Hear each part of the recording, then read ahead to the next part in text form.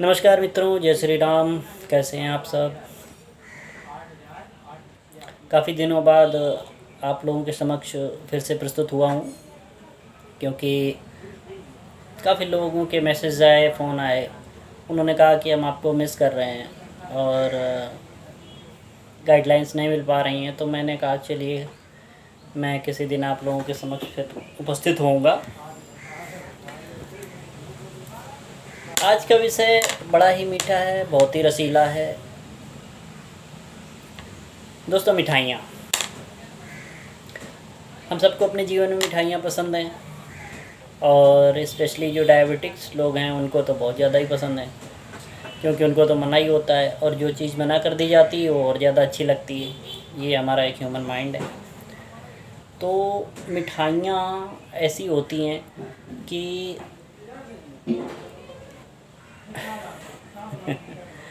देखिए, अभी मैंने वीडियो स्टार्ट नहीं किया है, आप लोगों के मुंह में फिर से पानी आने लगा। क्या करें, मिठाइयाँ होती ऐसी हैं कि जिनका नाम सुनते ही मुंह में पानी आ जाता है।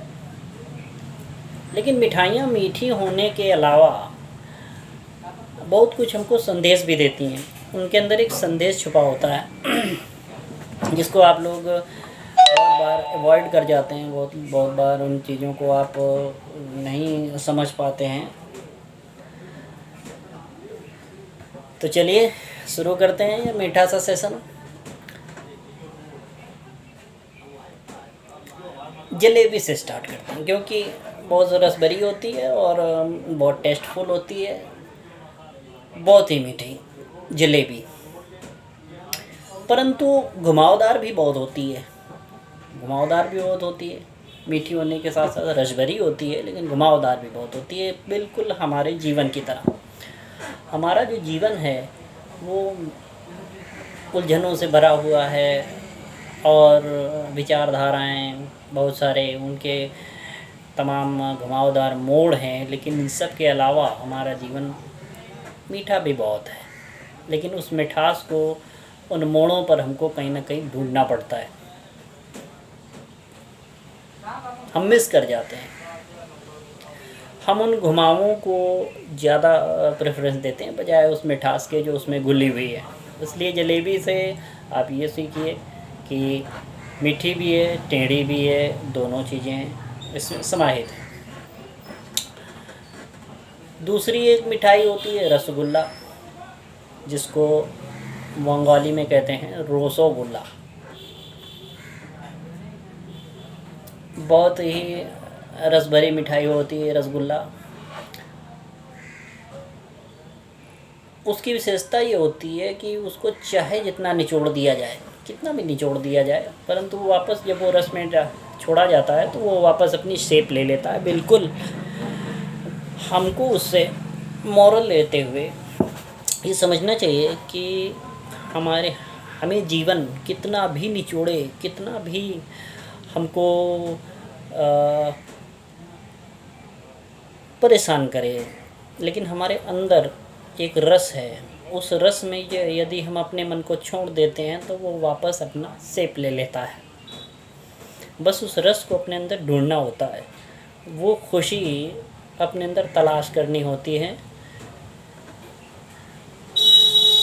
जिसमें कि हमारा मन वापस अपनी शेप ले ले, बिल्कुल इसी रसगुल्ले की तरीके। रसगुल्ले में एक और वैरायटी होती है गुलाब जामुन। गुलाब जामुन का ये होता है कि वो सॉफ्ट बहुत होता है।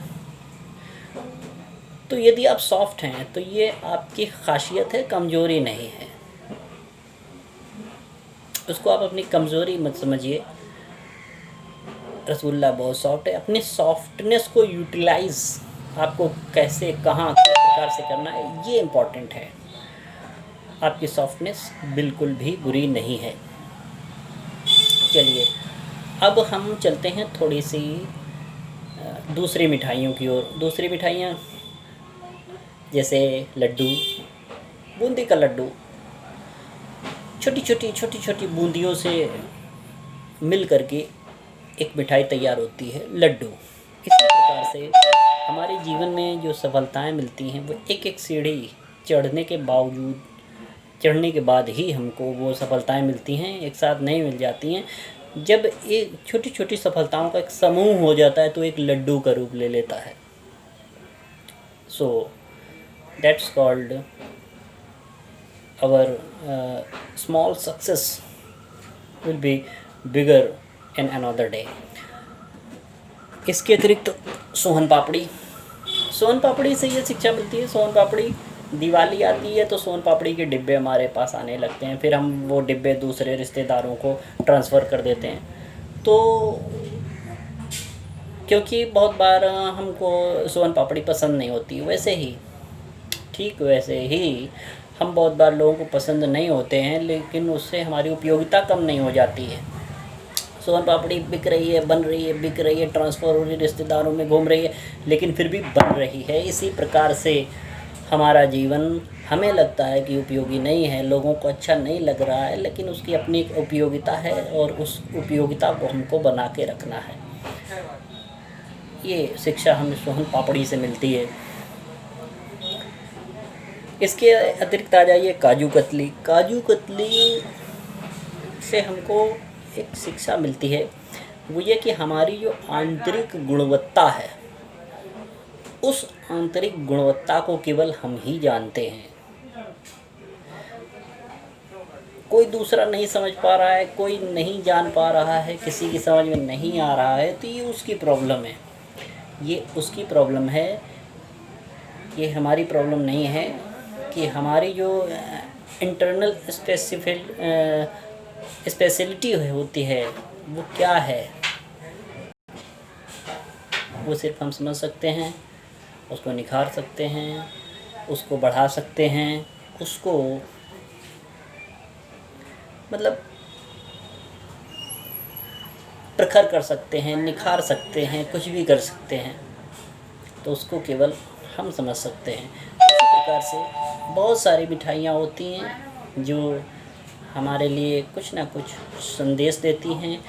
कुछ मिठाइयाँ ऐसी होती हैं जो बेक होकर के ओवन में बेक होती और बेक होने के बाद में स्वादिष्ट होती हैं, जैसे चॉकलेट केक होता है आपका। तो हम ऐसे ही हमारी लाइफ टेस्टी भी कई बार तब बनती है जब हम तपते हैं, जब हमारे अंदर की जो एनर्जी है उसके द्वारा हमको बर्न किया जाता है, और उस एनर्जी बर्न के द्वारा हमारी जो गुणवत्ता होती है वो निखर कर सामने आती है, बिल्कुल बर्थडे केक की तरीके से। तो ये बहुत सारी मिठाइयाँ, ढेर सारी मिठाइयाँ मिठास लिए होती हैं, और मिठास के साथ साथ हमारे जीवन में बहुत सारे संदेश छोड़ के जाती हैं। आइए हम लोग भी अपने जीवन को इन्हीं मिठाइयों की तरह मीठा बनाएं, रस भरा बनाएं, टेस्टी बनाएं, and with the precautions that diabetics are not allowed to taste all these sweets, but they are fully allowed to take the moral from these sweets. So that's why इतना ही आज के लिए, फिर मिलेंगे आप सबसे। जय श्री राम।